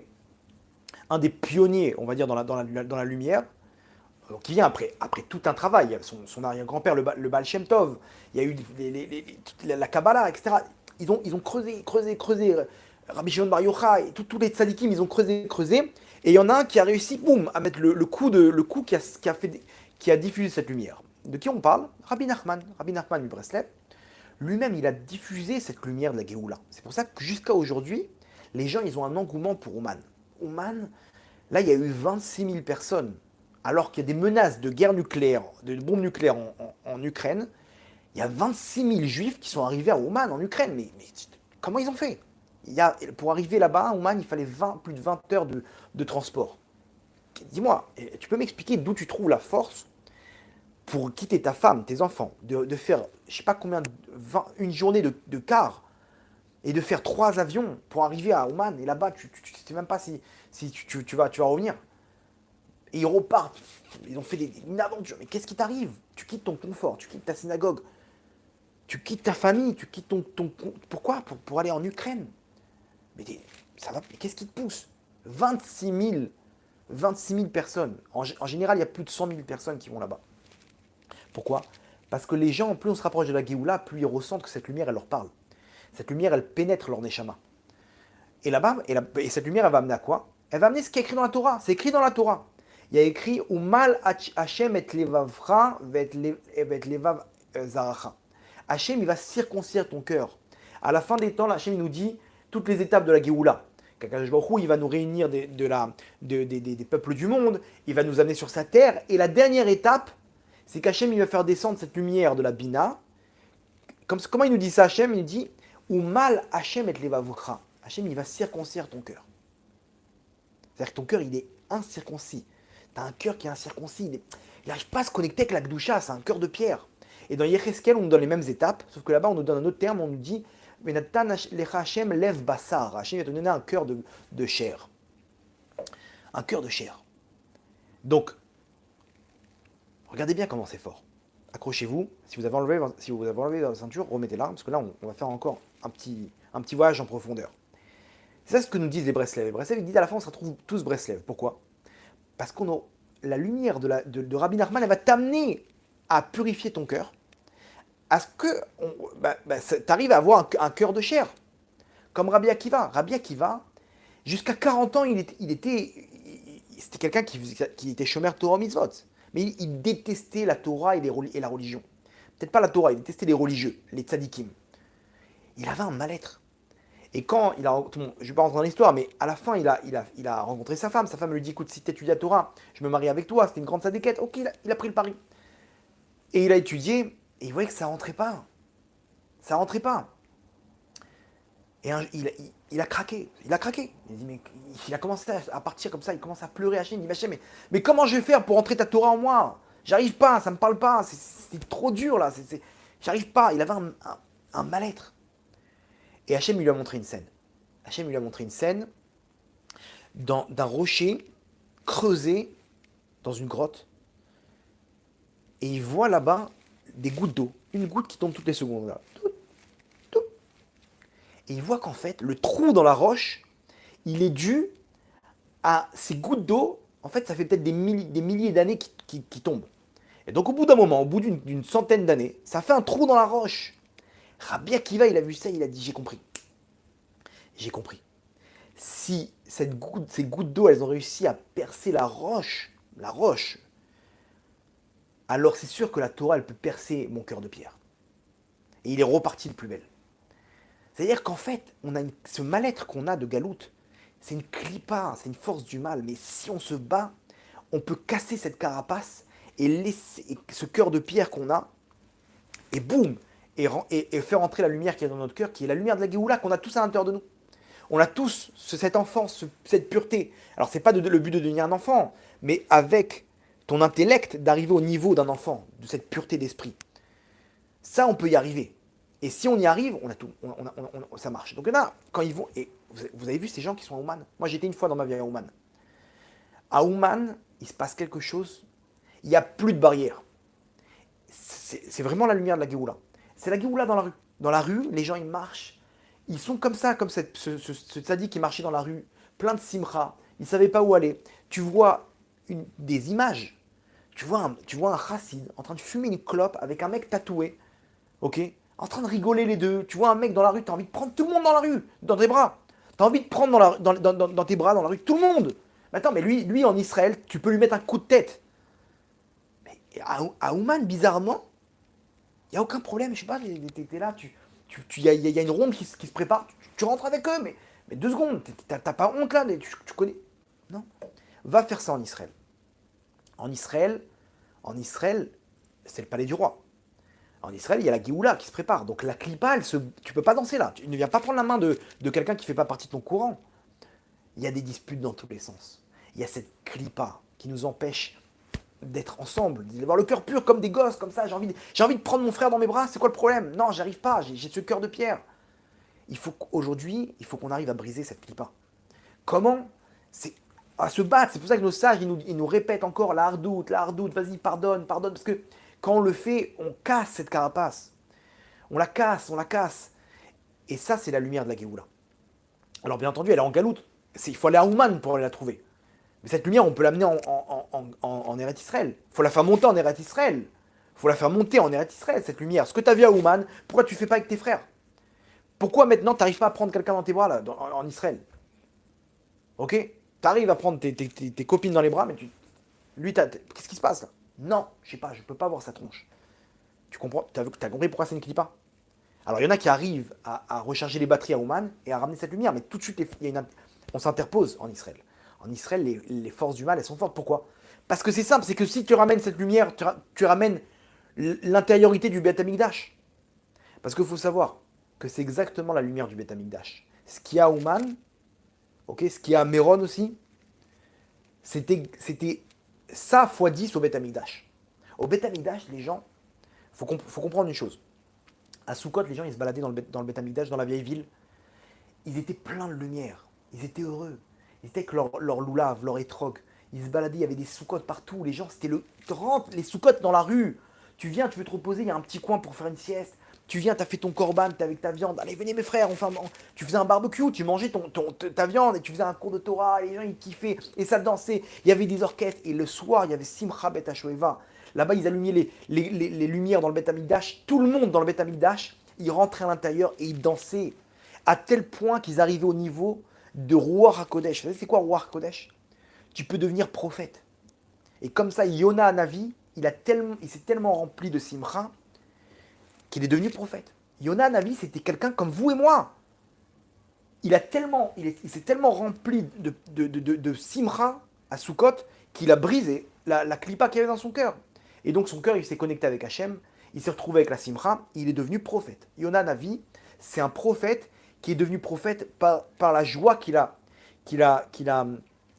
mis en place à Sukkot, au Beth Amikdash. Vous vous rendez compte la lumière qu'il y avait? Il y a marqué là-bas que quelqu'un qui était triste, il rentrait au Beth Amikdash, il ressortait heureux. Quelqu'un qui était pauvre, son mazal il changeait, c'est terminé. Il n'y avait personne de triste, c'était une lumière, c'est indescriptible. Je ne peux pas vous le décrire. Comment ça tu ne peux pas nous décrire? Tu l'as vécu. Alors je vais vous raconter une petite histoire personnelle. Il y a quelques années, j'ai supplié à Hachem de me donner à voir cette lumière. Alors n'ayez pas peur, hein, ça va vous sembler bizarre. Alors, jamais de ma vie je fais des rêves. Il y a des gens, ils sont connectés, on leur raconte tout le plan de leur vie par rêve. Ils font des rêves, on leur dévoile des trucs de fou. Moi, ma neshama, elle n'est pas connectée aux rêves. Ma neshama, elle est connectée à d'autres choses, mais pas aux rêves. Les rêves, ça ne me parle pas, ça me parle pas. En bien comme en mal, bah, au Hachem, ni les mauvais rêves. Mais je suis quelqu'un, je dors comme un bébé, pas de rêve. On me laisse tranquille. Ma neshama, je ne sais pas par où elle passe, mais elle passe pas dans le monde des rêves. Et bon, ça me fait ni chaud ni froid, mais j'ai pas besoin de ça pour avancer. Mais un jour, j'ai dit à Hachem, c'était un Sukkot, je me suis plongé dans l'ambiance du Beth Amikdash là, dont je vous raconte, et j'ai dit à Hachem, non. Hachem, moi je te demande rien pour moi. Quand je prie, c'est pour les autres, ok? Jamais tu m'envoies des rêves, jamais je demande des rêves, jamais je demande à voir des trucs de futur, des machins, mais je m'en fiche. Mais là, aujourd'hui, je demande un rêve. Je veux que tu me montres cette lumière du Beth Amikdash dans un rêve. C'est légitime comme demande ou pas? Je fais une demande comme ça, je dis Hachem, non, je comprends pas. Je connais pas cette lumière-là, je sais même pas pourquoi je prie. Je prie pour le Beth Amikdash, je pleure pour le Beth Amikdash, mais de quoi je parle? Je sais même pas à quoi ça ressemble. Donc, j'ai dit Hachem, je t'en supplie, montre-moi. Ma neshama, elle était déjà là-bas au Beth Amikdash. Donc, dans mes souvenirs, j'ai ces images-là. Juste, je te demande de me les montrer en rêve. Tout simple. Et j'ai prié un jour, 2 jours, 3 jours. À Oshana Rabbah, je me lève, je m'endors. J'ai pas fait la veillée. J'étais tellement fatigué, mais vous allez comprendre pourquoi Hachem m'a mis cette fatigue. Je me dis, mais je peux pas, mais je vais pas tenir. Non, à quoi ça sert de veiller si c'est pour rater la tefila, la prière, et de ne pas être concentré? Je dis, bon, bah tant pis. J'ai mis un matelas par terre dans la souka et j'ai fait une sieste. J'ai dormi 2 heures. Je me suis réveillé. Je vous explique. Mais si je pouvais lever un immeuble, je l'aurais levé. Je sentais une lumière en moi et j'ai vu des images de Simcha Bet HaShoeva, dont je vous ai raconté. Les tzadikim qui jetaient là-bas des torches de feu comme ça. La Gemara, elle donne des descriptions. Comme si qu'on m'a mis un flash de l'ambiance et on m'a retiré. Je peux pas vous décrire ce qu'il y avait dans le rêve, mais je me suis levé avec ce sentiment dans mon cœur. Mais comment vous expliquer? Ça m'a accompagné des mois et des mois où chaque fois que je voyais le Beth Amikdash, j'avais des frissons dans le dos, de me rappeler de cette lumière que j'ai ressentie à ce moment-là. Je ne parle même pas de la prière que j'ai faite à ce moment-là. C'était waouh, tu t'envoles, t'as envie de je sais pas, ta neshama, t'as l'impression qu'elle va sortir de ton corps. C'est le petit rêve que j'ai fait, je vous le raconte. C'est la lumière de la Géoula. Cette lumière, elle est en galoute, il faut aller à Ouman pour la trouver, il faut aller à peine à Méron. À peine à Méron, on la trouve. C'est la lumière qui est au Beth Amikdash. Rabbi Nachman, il a réussi à ouvrir le passage. Mais nous, on doit faire le travail. On doit la ramener en Israël, cette lumière. Là-bas, c'est automatique, c'est naturel. Mais nous, maintenant, on doit faire le travail de ce qui se passe là-bas, tous ceux qui ont été, de le faire. Et comment elle a été en galoute, cette lumière du Beth Amikdash? Vous savez par qui elle a été volée? La lumière, elle a été volée par JC. JC, il a pris le nom sacré là-bas, il l'a mis dans sa cuisse, tout le monde connaît l'histoire, il est sorti, il a récupéré. Le christianisme, il a récupéré une part. Ok? Tous les plaisirs de ce monde, donc dans le monde occidental, ok, c'est la lumière de la Géoula qui est en galoute. Les Grecs, quand ils sont rentrés, l'histoire de Hanouka, Ils sont rentrés, ils ont massacré le Beth Amikdash, ils ont impurifié le Beth Amikdash. Vous savez ce qu'ils ont fait? Les Grecs, ils ont pris la lumière du Beth Amikdash, en fait. Ils nous ont laissé une fiole. C'est avec ça qu'on vit jusqu'à maintenant, la fiole de Hanouka. C'est pour ça que Hanouka, ça nous recharge nos batteries. Sinon, on aurait été vide. Imaginez-vous, tout ce qu'on a aujourd'hui, c'est que la lumière de Hanouka, c'est les restes du Beth Amikdash. Attends, ils sont elle est où toute la lumière du Beth Amikdash? Elle a été volée par les Romains, ok, avec les chrétiens, Yeshua Notzri, et par les Grecs. Les Grecs, ils sont rentrés, ils ont saccagé le Beth Amikdash. Ils n'ont pas détruit, ils l'ont impurifié. Ils ont récupéré la lumière. Quand ils l'ont impurifié, ils ont enlevé la lumière. Sauf cette petite fiole où il y a eu le miracle des 8 jours. Qu'est-ce qu'ils ont fait avec ça, les Grecs? Et le monde occidental, regardez sur quoi ça tourne. Les Grecs, c'était quoi leur passe-temps favori? Le sport. C'est eux qui ont mis en place les Jeux Olympiques, Sparta, etc., le sport. Ils ont fait de ça un engouement. Pourquoi? Parce que quand ils ont volé cette lumière qui avait en eux d'union, elle s'est matérialisée dans les jeux. Et regardez bien ce monde-là, comment il tourne autour des spectacles, autour des jeux, autour du foot, autour... Je me rappellerai toujours. Vous vous rappelez de la finale de la Coupe du Monde, 98? Doublé de Zidane, 3-0. Et 1, et 2, et 3-0. L'ambiance, vous vous rappelez l'ambiance ou pas? Alors moi, j'étais déjà fan du foot, avec mon frère, regardez. Mais là, il y avait toute ma famille. Ma mère, quel rapport avec le foot? Elle s'était retrouvée devant la finale de la Ligue des Champions, de la Coupe du Monde, en train de crier. Ouah. Et ma soeur et les voisins, on s'est retrouvés, le voisin il est arrivé, c'était le feu. On était 30 à la maison, devant la télé, en train de crier dans tous les sens. Mais qu'est-ce qui se passe? C'est quoi cette histoire? Premier but, deuxième but, troisième but. La France, elle a gagné le Brésil, qui était l'équipe numéro 1. Mais tout le monde peut témoigner. Vous savez ce qu'on a fait après? On est parti au Stade de France. C'était en France. On est parti au Stade de France. Et là-bas, c'était l'ambiance de Oman. L'ambiance du Beth Amikdash. Les gens, ils étaient là en train de se prendre dans les bras. Attends, mais tu sais que je suis juif, hein? Le mec, c'est un maghrébin. En temps normal, il m'aurait racketté. Et là, il vient, le mec, il me prend dans ses bras. On marchait au Stade de France comme ça, les gens, ils étaient heureux. Ils dansaient, ouais, zizou. C'était comme des fous. C'est quoi ça? Et c'est pas que pour le foot. Aux États-Unis, c'est pareil. Le baseball, le football américain. Comment s'appelle là l'événement le plus regardé au monde? C'est le Super Bowl. Le Super Bowl. Quel rapport? Le Super Bowl, c'est l'événement le plus regardé au monde dans l'année. La NBA, les gens, ils sont fous. Les Jeux Olympiques. Les Jeux Olympiques, tu regardes des sports que jamais de ta vie t'as regardé. Le mec, il saute comme ça. Hop, il a sauté sur du sable. Waouh, c'est super. Qu'est-ce que tu t'en fiches? Non, je sais pas, je suis dans l'ambiance là. Aller dans un stade de foot. Un stade de foot. Putain, les mecs, c'était hooligan. Hooligan, ça veut dire c'est un bagarreur. Le mec, il a déjà 3 cannabis dans le sang. Il a bu 2 litres de bière. Il est hors de contrôle. Rien que tu le regardes mal, il te met à 100, le mec. Il se retrouve, le mec, je sais pas, au stade Vélodrome. D'un coup, il y a un but. Il prend n'importe qui autour de lui, dans ses bras, en train de sauter. D'où il a cette ardoute? D'où il a cette ardoute? Ribono Shalom, c'est un bourré. Mais comment ils ont cette lumière? Nous, je suis avec mes frères là, j'arrive pas à danser avec eux, et eux, ils ont mis un but. Ils ont cette lumière. La lumière, elle est en galoute. Elle est en galoute. C'est la lumière de la Géoula qui est en galoute. Nous, on a ce mal-être. Alors c'est pareil, cette clipa qu'on a, il faut qu'on la détruise. Il faut qu'on la détruise pour diffuser cette lumière dans le bon, cette ardoute dans le bon, cette lumière dans le bon autour de nous. Mais pas que quand tout va bien. Donc c'est quoi la simra aujourd'hui? On est obligé d'avoir un bon repas, on est obligé d'être en vacances, on est obligé d'avoir des éléments extérieurs pour se sentir bien et prendre quelqu'un dans nos bras. C'est pas dommage, alors que c'est en nous, alors que c'est là, ce trésor il est là. Il faut juste débroussailler, il faut juste enlever la poussière qu'il y a dans notre cœur. Il faut juste retrouver la pureté qu'il y a dans notre cœur. Il y a une synagogue à Achoma, je crois, à Yerushalayim. Ça fait 2 fois qu'on me parle de cette synagogue. C'est exactement la lumière de la Géoula. Vous voulez voir Ouman, vous allez dans cette synagogue. Une synagogue de Français. J'ai un ami d'enfance en fait qui a monté cette synagogue avec 3 copains à lui. Ok, ils ont monté une synagogue, je crois que ça s'appelle Esh Torah. Voilà, Esh Torah. Une ambiance de Géoula. Écoutez bien ce qu'ils ont fait.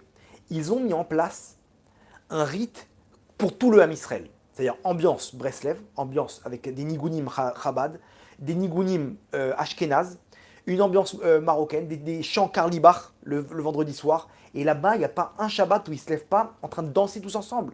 Et ils mettent une ambiance, il n'y a pas un qui ne se lève pas. Ils viennent chercher les gens comme ça. Ils sont retrouvés à 300, je crois, à Kippour. Il n'y a que des jeunes à Rosh Hashanah Kippour. Les gens, ça leur parle cette lumière. Ils sont tous jeunes. Il faut les. Je l'ai appelé mon copain. Je lui ai dit, mais attends, mais tu sais que j'entends parler de ta synagogue. Il m'a dit, mais quoi, tu crois quoi, on va laisser la lumière d'Ouman en galoute? Il m'a dit, on ramène Ouman ici en Israël. Il a raison. Il a raison. Et là-bas, je sais pas, quand on me parle de cette synagogue, je sens une ambiance de lumière de Géoula dans mon cœur. Pourquoi? Parce qu'il y a la Shrina là-bas. Il y a la Shrina. J'ai qu'une envie, je rêve d'aller prier là-bas. Pourquoi? D'où ça vient cette envie? Parce qu'il y a la Shrina. C'est une ambiance de Géoula. Donc, à nous maintenant de se battre. C'est pas grave, t'es tombé, mon sadique. T'es pas KO. KO quand t'es triste. Quand un juif, il est KO, un juif qui est KO, c'est un juif qui est triste. Quand tu rentres dans la tristesse, sache que tu as perdu toute ta pureté. Il n'y a pas de tristesse. La tristesse, ça n'existe pas. La tristesse, c'est pas pour nous. Un juif, alors on prend des patates. C'est comme un match de boxe. Tu prends une percute, tu te fais défoncer. Mais ça veut dire que tu as perdu le match? Pas du tout. En un instant, tu lui mets une percute bien placée. Boum, il tombe KO. Et tu as gagné. Attends, mais comment tu as gagné? Bah, il se relève pas. Mais j'ai vu, excuse-moi, 90% du truc, t'as pris que des coups de poing. Oui, mais tant que t'es pas KO, tu peux continuer à te battre. Alors vas-y, continue. Tu le mets KO, t'as gagné. Ce monde-là, c'est exactement pareil. Un juif, il prend des coups de poing du matin au soir par le Yetzirara. Il tombe encore une avéra. Le Yetzirara, y aller, t'es un pauvre type. C'est bon, allez, abandonne. Pourquoi tu veux que j'abandonne? Et il te met dans la tristesse, tu vaux rien. Et il te colle des étiquettes. Et il te remet cette carapace, ce carpace là. Le carpace, c'est clipote des forces du mal. Et toi, t'es là avec ce mal-être. Mais brise tout ça, ça y est, base. Mais je suis tombé, Gvodarav. Je suis tombé, comment vous voulez que je sois pas triste? Et alors, vas-y, relève-toi. T'as pris un coup de poing, vas-y, c'est bon, relève-toi. Essuie, ok, mets ta serviette. Ok, vas-y, tac, tac, c'est bon. Allez, vas-y, repars. Repars, parce que si t'as la simra, tu lui mets une percute au Yetzirara. Boum, il tombe KO. Allez, match d'après, match suivant. Boum, t'es là en train de lever ta ceinture en or. C'est comme ça que ça marche. Un juif, En Yehush Baolam. D'où ça vient? Rabbi Nachman. C'est Rabbi Nachman lui-même, c'est cette lumière. En Yehush. Je ne suis pas Breslev, hein, mais venant de ma bouche, peut-être ça a plus de valeur de dire que vraiment, c'est la lumière de la Géoula. Cette lumière-là, elle se diffuse de plus en plus. Et c'est à nous maintenant de venir prendre cette lumière de hardout qu'il y a dans ton cœur, déjà avec ta famille, de venir diffuser ça dans la souka. Tu viens, tu vois ta femme, elle est pas bien, tu la prends, tu lui donnes la simra. Tes enfants, tu dois arrêter de descendre à leur niveau. Les mamans, elles descendent au niveau des enfants. J'en ai marre. Mais élève-toi. Amène là où toi tu es. Tu prends un micro. C'est comme ça qu'on a fait. On a acheté un micro. Et on n'arrive pas à s'entendre. C'est des petits enfants en bas âge. Chacun, il a son... Voilà, laisse tomber. On prend et on leur diffuse de la lumière. Tu prends le micro, comme ça, on a un micro. Allez, vas-y, venez, asseyez-vous tous. Tu peux pas, sinon tu n'as plus de voix, tu rentres en 4 notes. Tu te fais attraper par leur petitesse. Allez, tu contrôles. C'est bon, il y en a qui pleurent. Base, c'est bon, allez, après, on verra après. Vas-y, venez, allez tous ensemble. Et tu chantes des chansons, et tu danses, et tu mets de la musique dans ta souka. C'est maintenant qu'il faut prendre cette lumière de la Bina, cette lumière de la Bina. Pourquoi? Parce que c'est ni plus ni moins que la lumière de la Géoula. Et quand tu as pris cette lumière de la Géoula, alors toutes les murailles, elles tombent. Les murailles, elles tombent. Ces murailles, elles sont arrivées avec la galoute. La galoute, rabotaille, ensemble, on peut réussir. On peut réussir à la faire tomber, cette galoute, cette muraille. Et vous comprenez maintenant pourquoi ces deux tzadikim là, ils étaient bnei olam haba. Aujourd'hui, on a compris la théorie, j'espère en tout cas, et il faut juste l'appliquer. Donc moi, je suis avec vous dans ce truc-là. Moi, je suis pas du tout à ce niveau-là, Alvaï, mais ça fait des mois et des mois que je prie pour qu'Hachem il me fasse tomber ce cœur de pierre que j'ai. Ce cœur de pierre que j'ai, j'en ai marre. J'ai envie d'aimer mes prochains, j'ai envie que ça soit naturel. Donc, c'est notre combat. Ok? Notre combat aujourd'hui, ensemble, c'est ce qui va nous donner le Mashiach. Le Mashiach, il va nous donner des consignes. Mais il va arriver, vous allez voir, ça va être tout simple. Le Mashiach, il va nous dire, vous savez, le Midrash dit, le premier mot que le Mashiach, il va dire, imaginez vos conférences de presse. Tout le monde est là. Le monde entier, il attend qu'est-ce qu'il va dire. Vous voyez comme ça, le Mashiach avec lumière sur son visage, avec un talit comme ça, il prend la parole. Le Midrash dit, le premier mot qu'il va dire, c'est quoi? Shalom Aleichem. Que la paix soit sur vous. C'est tout, c'est que ça. Mais, attends, donne-nous du feu là. Non, shalom. Le premier mot, c'est shalom. Parce que dedans, il y a tout. Dedans, il y a la bracha. Quand on est ensemble, il y a la lumière de la Géoula qui vient. On fait tomber les clipotes. Donc cette clipa qui nous donne cette carapace, qui nous empêche de nous aimer d'abord à nous, de ne pas aimer notre femme ou notre conjoint, tout le temps en train de voir le mauvais côté chez elle, là, de se bagarrer, arrête, laisse tomber. Laisse tomber, t'es dans la clipa là, t'es dans ta carapace. Oui, mais c'est comme ça, j'ai mon cœur, il est lourd, j'ai besoin de lui parler, de le défoncer. Ok, alors cette carapace, on t'explique maintenant comment la mettre de côté. Fais tomber tout ça. Après, tes enfants, les mecs, ils détestent leurs enfants. Ils souffrent. Genre, s'ils pouvaient, ils pouvaient se débarrasser de leurs enfants, ils l'auraient fait. Il n'y a pas un... Élève-les. Alors, ses copains, pareil, sa famille, il est disputé avec toutes ses tantes, tous ces trucs, tous ces machins. Au travail, ça y est, stop. Stop, libère. C'est terminé. Un soleil, lumière. Ça, c'est la lumière de la Bina. Comment on fait que Vodrav? Je sais pas. Hachem, il dit il faut rentrer dans la souka. Tu rentres dans la souka, Arbat Aminim, tu t'imagines que tu es avec l'homme Israël, tu les fais rentrer dans ton cœur. Tu fais rentrer cette lumière dans ton cœur. Cette lumière de Hardout, cette lumière du Beth Amikdash. C'est pour bientôt, Rabotai. C'est pour bientôt. Il faut qu'on fasse avancer la procédure. Comment? Quand tu fais tomber la lumière, la clipa dans ton cœur, alors tu fais avancer les choses. Et c'est pour ça que Rabbi Beroka, il a vu ces deux tzadikim, il a dit dites-moi c'est quoi votre secret? Et maintenant vous comprenez que c'est pas le fait d'être un humoriste. Ça change rien. Il faut que tu arrives à faire tomber la clipa qu'il y a chez les gens. Moi j'ai un fils, je sais pas comment il fait. Hein. Il a pas de filtre dans son cœur. Il est très entier comme ça. Dans la rue, il marche, il voit des gens qui font la tête, c'est un radar. Il chope, il regarde la personne, il leur fait un grand sourire, un petit coucou comme ça. Je sais pas comment il arrive à leur diffuser une lumière, le mec en 2 secondes il se transforme. Il fait un sourire, il devient tout gentil. Aujourd'hui, il a voulu traverser, il y avait une voiture qui a dû freiner. Elle était pas. Il est remonté sur le trottoir. Mais le mec, il était nerveux. Genre, tu m'as fait freiner. Il a regardé, mais il a 5 ans. Hein. Il a regardé avec un grand sourire, genre. Le mec, il a fondu. Il s'est transformé. En 2 secondes, il s'est transformé. Je le regarde, je me dis, comment il fait il est comme ça, il n'a pas de filtre. Il est très. Ces clowns-là, ils faisaient pareil. Ils allaient diffuser la lumière. Allez, vas-y, ils faisaient tomber les clipotes. Donc, s'ils faisaient tomber les clipotes, ils faisaient tomber la midatadine. Ils faisaient tomber les clipotes qu'il y a dans ton cœur. Et donc, automatiquement, tu te connectes avec Hachem. Donc, quand tu te connectes avec Hachem, tu deviens un tzaddik.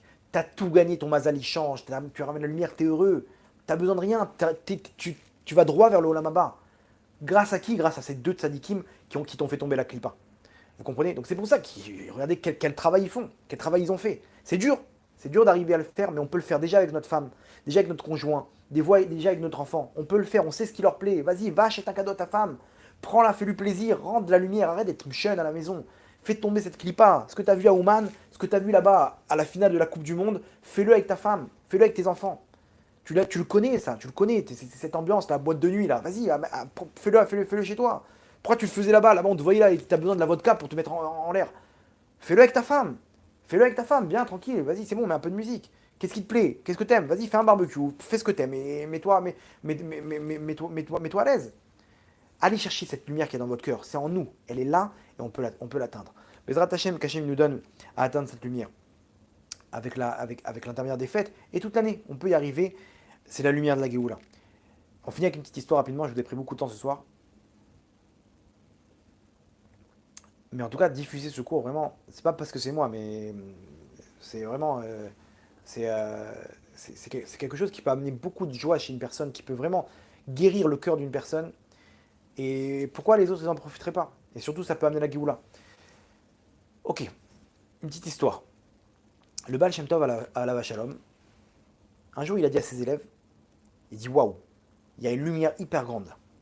Si vous voulez, je peux vous amener là-bas, mais vous me promettez que vous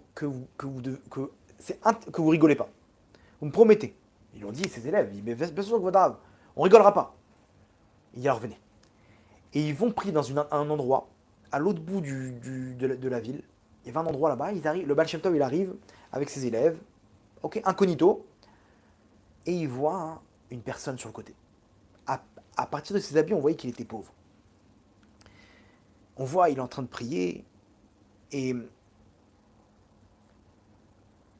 il était bien, tranquille, bien dans sa peau, pépère, comme ça. Et à la fin, limite en train de se laisser bercer comme ça par ses prières. Et à la fin, il se balade, détente, avec le sourire. Il rentre chez lui, il a rien, tu vois que ses amis sont déchirés, quoi. Le mec, il est pauvre. Et il rentre chez lui. Le Baal Shem Tov, il dit, venez, c'est lui, il faut qu'on le suive. Et il le suit comme ça en discret, jusqu'à qu'il rentre chez lui. Il rentre, il ouvre la porte. Il referme même pas derrière lui, genre, ça se referme, normalement, quelqu'un, il ferme la porte à double tour quand il rentre. Non, là, la porte, elle est encore entrouverte. Et ils entendent tout ce qui se passe dans la maison. Le Baal Shem Tov, il a les yeux versés, il dit merci Hachem, merci. Hop. Et il se faufile comme ça pour écouter ce qui se dit dans la maison. Et regarde, et il entend le mari parler avec sa femme. Et il dit ma chérie, Shabbat Shalom. Et il entend sa femme, Shabbat Shalom, mon tzaddik, comment c'était Gan Eden. Il dit allez, viens maintenant à faire les plus beaux kidouches qu'on peut faire à Kadosh Baruch Hu. On va manger un festin et on va se réjouir dans les délices de la table de Shabbat. Sa femme dit viens mon tzaddik, installe-toi. Et ils commencent à chanter les deux. Shalom Aleichem. Waouh, ils sont bien. Ils regardent comme ça. Et maintenant, bon, ils font le kidouche. Et il dit à sa femme, amène-moi le vin. Il a le verre vide. Sa femme, elle lui dit, mon tzaddik, aujourd'hui, on n'a pas réussi à se procurer du vin, mais on va faire le kidouche avec le pain. Le pain qui nous attend, il est magnifique. Et il attend qu'on fasse le kidouche sur lui depuis tout à l'heure. Il regarde sa femme et dit, t'as raison, ma tzaddiket. On va faire le plus beau kidouche sur le pain. Vous savez qu'on n'a pas de vin, on peut faire sur le pain le kidouche. Et il pose ses mains sur le pain et il fait yo ma chichi, il commence à chanter, et sa femme elle est avec lui. Il faut faire bien sûr les tilates avant. Et il s'assoit, et il fait un mot de lechem minaret, et il mange le pain. Oh, le pain maintenant, des petits morceaux de pain, vraiment tout petit quoi. Vraiment, c'était pas là le pain énorme, tout chaud et tout frais. Tu sentais que c'était un pain un petit peu bancal quoi. Et il kiffe. Waouh. Il dit dis-moi la vérité, ma tzaddiket. T'as pleuré quand t'as fait le pain? Elle dit bien sûr, j'ai pris Hachem qui est le goût du Gan Eden. Et ben Hachem, il a écouté ta fille là. Quel goût! Oh là là, c'est trop bon, c'est trop bon. Et il voit par le trou comme ça, un petit pain, alors limite, genre on dirait une pierre. Bon. Et après il dit à sa femme, il dit, ma tzaddiket, je pense qu'il est temps d'amener les salades. Amène-moi le festival des salades. Et sa femme elle vient avec un plateau, avec un plat de fèves, des fèves cuisinées. Et il dit voilà mon tzaddik, on n'a pas de salade, mais Akadosh Baruch Hu il nous a donné ce plat succulent. Il dit alors tu sais quoi? Chaque bouchée, je vais imaginer que c'est une salade comme les Bnei Israël avec la manne. Et il prend la première et sa femme lui dit voilà mon tzaddik, réjouis-toi des délices de la table de Shabbat. Et elle lui donne première cuillère, elle lui dit ça c'est la tchouchouka. Bam. Deuxième cuillère, elle lui dit oh merci ma tzaddiket, c'est trop. Deuxième cuillère, voilà, ça c'est les aubergines farcies et les olives et les. Il se retrouve avec un gros plat de oh, quelles olives, ma tzaddiket, mais c'est trop bon. Et ils chantent les deux. Tu sais quoi, ça mérite une chanson. Ils commencent à chanter. Et le Baal Shem Tov, il voit ça, il est en extase. Et les autres, il est malade, c'est un fou, le mec. Après, il dit maintenant, tu sais quoi, ma tzaddiket? Amène les poissons. Elle prend une autre cuillère et dit voilà, mon tzaddik, du saumon pour toi. Et elle lui donne une autre cuillère. Oh, merci, mais c'est trop. Qu'est-ce que c'est bon. Et ils sont en train de se réjouir. Tu sais quoi? Une autre chanson. Et ils commencent à chanter ensemble. Et il lui dit maintenant, je pense qu'il est temps d'amener la viande. Mais bien sûr, mon tzaddik. Et elle prend une autre cuillère et dit voilà, le rose beef. Oh là là, quel rose beef. T'as mis du vin? Ils sont complètement dans leur délire. C'est quoi? Là, on va pas faire que chanter. On va chanter, on va danser en même temps. Et il prend sa femme par la main, il commence à tourner autour de la table. Et là, ils pouvaient plus se retenir. Ils ont explosé en fou rire, les élèves. Le Baal Shem Tov, il s'est retourné et dit mais pourquoi? Je vous avais dit de pas rigoler. Ils se sont retournés, mais Quadra, mais vous avez vu, mais c'est. D'accord, on dirait des petits enfants, c'est ridicule, mais ne rigolez pas. Mais Quadra, c'est pas grave, ok, on rigole plus. Il dit non, c'est trop tard. Sachez une chose, que dans son cœur, il est en train de se battre contre les forces du mal pour pas perdre la simra. Lui et sa femme, ils sont en train de se battre. Et ils ont réussi à faire descendre cette lumière, à faire descendre par l'intermédiaire du Shabbat, à réussir à chasser les forces du mal. Et si vous n'avez pas rigolé, vous avez gardé la Emouna, cette lumière-là, vous aurez pu l'avoir dans votre cœur aussi, par son intermédiaire. Vous êtes passé à côté de cette lumière. Cette lumière, aujourd'hui, on comprend, c'est quoi? C'est la lumière de la Géoula. Cette lumière, comment on peut arriver à la détruire quand le Yitzhar te dit allez, regarde, t'as pas ton cigare. Et alors, c'est pas grave. Il n'y a pas de cigare aujourd'hui. Laisse-toi guider par Hachem. Jette-toi dans les bras d'Hachem. Il y aura ce qu'il y aura.